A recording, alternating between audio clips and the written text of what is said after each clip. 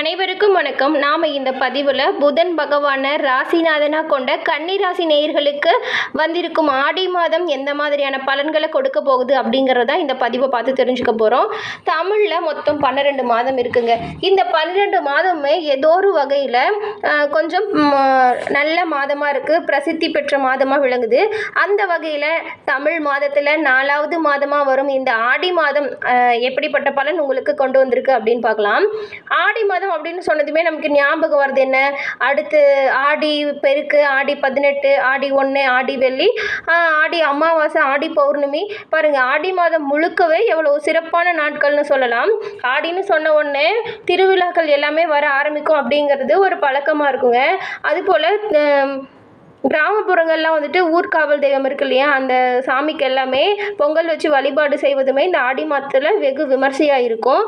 மேலும் வந்துட்டு கன்னி ராசிக்காரங்களுக்கு இந்த ஆடி மாதத்தில் இதுவரைக்கும் இல்லாத நற்பலன்கள் கிடைக்க போகுதான்.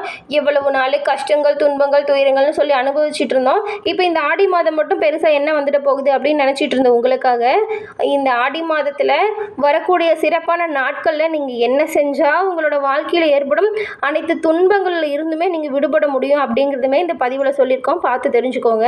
அதுக்கு முன்னாடி நீங்கள் முருகப்பெருமான் வழிபாட்டை தொடர்ந்து இது செஞ்சுக்கிட்டு வருவதன் மூலம் உங்களது தொழிலில் ஏற்படும் அனைத்து காரிய தடைகளுமே உங்களை விட்டு விலகி ஓடும்.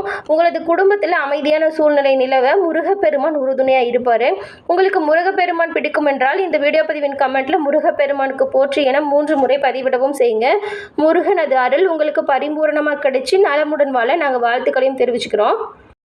தமிழ் மாதத்தில் 4வது மாதமாக விளங்கும் இந்த ஆடி மாதம், இந்த மாதத்தில் சூரியன் கடகம் ராசியில் பயணம் செய்கிறாருங்க. இதன் மூலம் உங்களுக்கு எந்த மாதிரியான பலன்கள் அமைஞ்சிருக்குன்னு பார்க்கலாம். ஆடி மாதம் அப்படின்னு சொன்னாவே அம்மனுக்கு உகந்த மாதமாக பார்க்கப்படுங்க. கோவில்களில் திருவிழாக்கள் அப்படிங்கிறது களை கட்டி காணப்படும். அம்மன் கோவில்களில் வந்துட்டு கூழ் ஊற்றி வெகு விமர்சையாக இந்த ஆடி மாதத்தை கொண்டாடுவாங்க. இதில் வந்துட்டு தட்சிணியான புண்ணிய காலம் அப்படின்னு தொடங்குதுன்னு சொல்லுவோம். இது ஏன்னா சூரியன் வடக்கு திசையிலிருந்து தெற்கு திசை நோக்கி பயணம் செய்வாருங்க. இதை தான் இப்படி சொல்கிறோம். ஆன்மீக மாதமாக விளங்கும் ஆடி மாதத்தில் கிரகங்களின் கூட்டணி பார்வையால் கன்னிராசிக்காரர்களுக்கு குபேர யோகம் தேடி வரப்போகிறதா இல்லையா என்பதை நாம் தொடர்ந்து பார்க்கலாம். உங்களுக்கு சூரிய பகவான் லாபஸ்தானத்தில் பயணம் செய்ய இருக்காரு. சூரிய பகவான் லாபஸ்தானத்தில் பயணம் செய்யும் பொழுது உங்களது தொழில் வியாபாரம் எப்படி இருக்கும் அப்படின்னு பார்த்தா சிறந்து விளங்குங்க. நல்ல வருமானம் வருவதற்கான வாய்ப்புகள் அமையும். உங்களை தொழிலை எப்படி மேம்படுத்தலாம் அப்படிங்கிற எண்ணங்கள் அதிகரிக்கும். மேலும் வந்துட்டு சிறந்த முறையில் உங்களது தொழிலை நீங்கள் விரிவுபடுத்துவதன் மூலம் லாபம் அதிகரித்து காணப்படும். ஏன்னா சூரிய பகவான் அனைத்து கிரகங்களிலுமே முதன்மை கிரகமாக விளங்குறதுனால இவர் பாருங்க லாபஸ்தானத்திலேயே உங்களுக்கு சஞ்சாரம் செய்கிறாரு. இதனால கண்டிப்பாக சூரிய பகவானோட அருளால் உங்களது லாபம் இதுவரைக்கும் இல்லாத அளவுக்கு இருக்கும். இதுவரைக்கும் பட்ட கஷ்டங்களில் எல்லாம் எப்படி தீர்க்கிறது, இருந்த கடன் எல்லாம் எப்படி அடைக்கிறதுன்னு சொல்லிட்டு ரொம்பவும் குழப்பத்தில் இருந்திருப்பீங்க. உங்களுக்காகவே இந்த மாதிரியான கிரக நிலைகள் ஆடி மாதம் மிக சிறப்பாக அமைஞ்சிருக்குன்னு சொல்லாங்க. இப்போ வந்துட்டு வருமானம் அப்படிங்கிறது அதிகரிக்கும். இதன் மூலம் உங்களது கஷ்டங்கள் தீர ஒரு நல்ல வாய்ப்பு அமைஞ்சிருக்கு அப்படின்னு சொல்லலாம். அது மட்டும் இல்லாமல் உங்களோட மனதில் நினச்சது எல்லாமே தடையில்லாமல் நடக்கும் காலகட்டம் இந்த காலம்னே சொல்லலாம். ஏன்னா வச்சுக்கோங்களேன், இவ்வளவு நாள் அவ்வளவு கஷ்டம் துன்பம் இருந்திருக்கும். நீங்கள் ஏதாவது நினச்சிங்களா? உங்களுக்கு எதிரில் இருக்கிறவங்களுக்கு தான் அது எல்லாமே நடந்திருக்கும். என்னடா நாம் நினச்சா அவங்களுக்கு நடக்குது அப்படிங்கிற மாதிரி ஒரு வருத்தத்தில் இருந்திருப்பீங்க.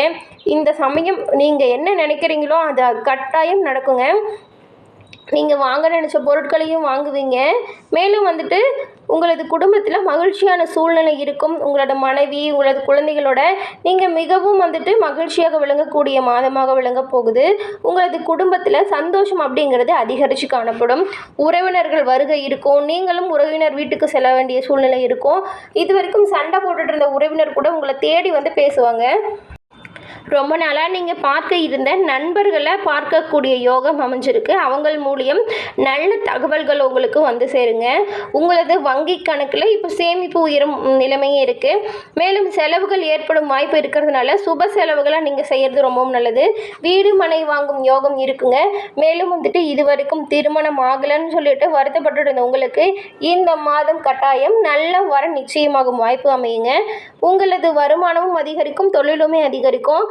இந்த மாதத்தில் உங்களுக்கு ஒரு ஜாக்பாட் அடிக்க போகுது அப்படின்னு சொல்லலாங்க. ஏன்னா ஒரு நல்ல யோகமான மாதமாக உங்களுக்கு அமைஞ்சிருக்கு இந்த ஆடி மாதம்.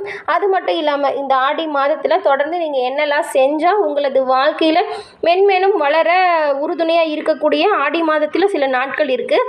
அது எந்த நாட்கள் அப்படிங்கிறத நம்ம தொடர்ந்து பார்க்கலாம். அந்த நாட்களில் நீங்கள் என்ன செய்யணும், அதை எப்படி செய்யணும் அப்படிங்கிறத தொடர்ந்து நம்ம பார்த்து தெரிஞ்சுக்கலாம் இந்த பதிவை. ஆடி மாதம் வரும் ஆடி பூரம், ஆடி அமாவாசை, ஆடி கிருத்திகை, ஸ்ரீ வரலட்சுமி விரதம் உள்ளிட்ட ஏராளமான விசேஷமான தினங்கள் வருதுங்க இந்த ஆடி மாதத்தில்.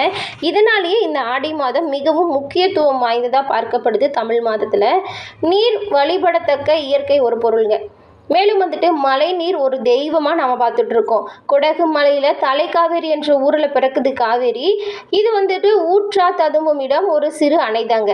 அதை சுற்றி 4 அடி நீளமும் 4 அடி அகலமும் கொண்ட சதுரமான ஒரு தொட்டியை கட்டியிருக்காங்க. அந்த இடத்துல காவேரி தாய்க்கு பூஜை நடக்குங்க இந்த ஆடி மாதம். ஆடி மாதம் என்றாலே கிராமப்புறத்தில் இருக்கவங்களுக்கு ஞாபகம் வர்றது என்னென்னா ஆடிப்பெருக்கு தாங்க. நகர்ப்புறத்தில் இருக்கவங்களுமே இப்போ எல்லாமே இந்த ஆடிப்பெருக்கை வெகு விமர்சையாக கொண்டாட ஆரம்பிச்சிட்டாங்க. ஆடியில் அடைமலை பொழியும், ஆற்றில் பெருவெள்ளம் பெருக்கெடுத்து ஓடுன்றது நம்பிக்கையாக இருக்குது. உழவர்கள் ஆடிப்பட்டம் தேடி விதைப்பாங்க. பட்டம்னா நீர்நிலைகள் தாங்க பொருள்படும். விதைகளை ஆடி மாதத்தில் விதைச்சி பயிர் செஞ்சால் நன்றாக வளரும். காவிரி தாயை முதன்மையாக கொண்ட ஆறுகள் அனைத்திலுமே போற்றி வழிபாடுங்கிறது ஆடிப்பெருக்கில் வெகு விமர்சையாக நடக்கும். தமிழர்கள் 18 என்ற எண்ணை ரொம்பவும் மிகவும் புனிதமாக பார்த்துட்டு வராங்க. இலக்கியத்தில் கூட 10 பாட்டு 8 தொகைன்னு 14 மேற்கணக்கு நூல்கள், 14 கீழ்கணக்கு நூல்கள், புராணங்கள், சித்தர் பாடல், காப்பிய வர்ணனைகள்னு 18ன்னு வகுத்து வச்சுருக்காங்க. ஆன்மீகத்தில் 18 என்ற எண் புனிதமாக பார்க்கப்படுது. சபரிமலை ஐயப்பன் கோவிலில் கூட பாருங்கள் 18 படிகள் அப்படின்னு தான் இருக்கும். காவிரி படித்துறைகளுமே 18 படிகளை நம்ம பார்க்க முடியும். ஆடி 18ஆம் நாள் வெள்ளப்பெருக்கு 18ஆம் படியை தழுவி செல்கிறது. அப்போதாங்க ஆடி 18 அப்படிங்கிற திருவிழாக்களை வெகு விமர்சையாக நம்ம கொண்டாடிட்டு வரோம். தொடர்ந்து நம்ம இவ்வளோ சிறப்புமிக்க ஆடி மாதத்தில் ஆடி ஞாயிறில் நம்ம அம்மன் கோவில்களுக்கு சென்று வழிபடுவது ரொம்பவும் பிரசித்தி பெற்றது. மாரியம்மன் கோவிலில் அப்போல்லாம் கூட்டம் அதிகமாக இருக்குங்க. ஆடி ஞாயிற்றுக்கிழமையில் கோயில்களிலும் வீடுகளிலுமே மாரியம்மன் வழிபாடு செஞ்சால் நாம் ரொம்பவும் சிறந்து விளங்க முடியுங்க. ஆடி வெள்ளிக்கிழமையிலுமே பல தெய்வங்களை வழிபட ரொம்பவும் ஏற்ற தினமாக இருக்குது. ஆடி வெள்ளி, ஆடி செவ்வாய்க்கிழமையில் நீங்கள் அம்மன் கோவிலுக்கு சென்று எலுமிச்சப்பழ தீபம் ஏற்றி வழிபாடு செஞ்சீங்க ரொம்பவும் பிரசித்தி பெற்றிருக்கக்கூடிய நாளாங்க இது. அன்னைக்கு நீங்கள் இந்த விளக்கு ஏற்றுவதன் மூலம் நீங்கள் நினைத்த காரியங்கள் விரைவில் கைகூட அம்மன் அருள் உங்களுக்கு கிடைக்கும். மேலும் ஞாபகம் வச்சுக்கோங்க, இந்த எலுமிச்சம்பழ விளக்கை கோவிலில் தான் ஏற்றணும், வீடுகளில் ஏற்றக்கூடாது. அடுத்து ஆடி கிருத்திகைங்க. ஆடி கிருத்திகை அன்னைக்கு பக்தர்கள் என்ன செய்வாங்கன்னா காவடி எடுக்கிறது, பால் குடம் எடுக்கிறதுன்னு சொல்லிட்டு முருகனுக்கு உகந்த நாளாக பார்க்கப்படுது. அன்றைக்கு முருகன் வழிபாடு உங்களுக்கு சிறந்த ஒரு பலனை தரும். அடுத்து ஆடிப்பூரம் இருக்குங்க. ஆடிப்பூரம் அப்படின்னா அம்மன் வழிபாட்டுக்குரிய ஒரு சிறந்த நாளாக பார்க்கப்படுது. பராசக்தியான பார்வதி அவதரித்த நன்னாளுங்க அன்னைக்கு. அம்மன் தவம் செய்கிற நாளும் அன்னைக்கு தான். அம்மனுக்கு வளைகாப்பு நாள் அன்றைக்கு ஆடிப்பூரம் நாள் தான். அன்றைக்கு அனைத்து அம்மன் கோவில்களுமே இந்த ஆடிப்பூர விழா சிறப்பாக நடக்கும். அன்னைக்கு அந்த கோவில்களில் கொடுக்கப்படும் பிரசாதத்தை வாங்கி பெண்கள் அணிஞ்சு கொள்வதன் மூலம் திருமணமாகாத பெண்களுக்கு விரைவில் திருமண பாக்கியம் கிடைக்கும்.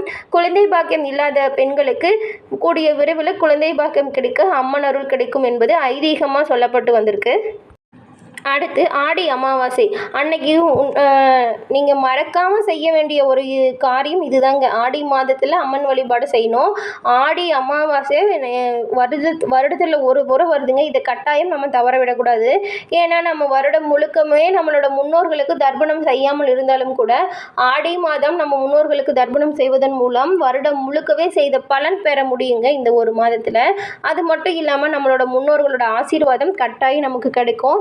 அதனால் மறக்காமல் பிதுர் கடமைகளை ஆடி அமாவாசையில் மறக்காமல் செஞ்சுடுங்க. இதன் மூலம் இது வரைக்கும் இருந்த அனைத்து கஷ்டங்களுமே உங்களை விட்டு விலகி ஓடிடும். அடுத்து கருட பஞ்சமி வருங்க. நாக சதுர்த்திக்கு அடுத்த நாள் வருது தான் இந்த கருட பஞ்சமி விரதம். பெண்கள் அன்னைக்கு விரதம் இருந்து கருடனை வழிபட்டால் கட்டாயம் மாங்கல்ய பாக்கியம் கிடைக்கும், மகப்பேறு உண்டாகும், செல்வம் நிலை உயரும், உடல் ஆரோக்கியமாக இருக்கும் அப்படிங்கிறதுமாகவே. அது மட்டும் இல்லாமல் நாகதோஷம் விலகுடுங்க. ஆர்வம் நிறைந்த ஆழ்ந்த பக்தியுடன் கருடனை வழிபட்டால் அந்த வழிபாட்டின் மூலம் முடிவில் நீங்கள் கருடனை தரிசனம் மட்டும் செஞ்சிட்டிங்கன்னா இந்த அனைத்துமே கூடிய விரைவில் உங்களுக்கு கிடைக்குங்க. அடுத்து ஆடி மாதத்தில் வரும் வரலட்சுமி விரதம் நீங்கள் மேற்கொள்வதன் மூலம் மகாலட்சுமி தாயாரை வழிபடுவது மூலம் உங்களது வீடுகளில் சுபிக்ஷம் நிலவும், மேலும் செல்வ நிலை உயரும் என்று கூறப்படுது. மேலும் நீங்கள் வந்துட்டு அம்மன் வழிபாடு செய்யும்போது லலிதா சகசர நாமத்தை கட்டாயம் பாராயணம் செய்யுங்க. அம்மனது அருள் உங்களுக்கு பரிபூரணமாக கிடைக்கும். ஓகே ஃப்ரெண்ட்ஸ், இந்த பதிவில் கூறின தகவல்கள் உங்களுக்கு பிடிச்சிருக்கும்னு நினைக்கிறோம். மேலும் இந்த பதிவு பிடித்திருந்தால் லைக் பண்ணுங்கள், ஷேர் பண்ணுங்கள், கமெண்ட் பண்ணுங்கள். நன்றி, வணக்கம் நண்பர்களே.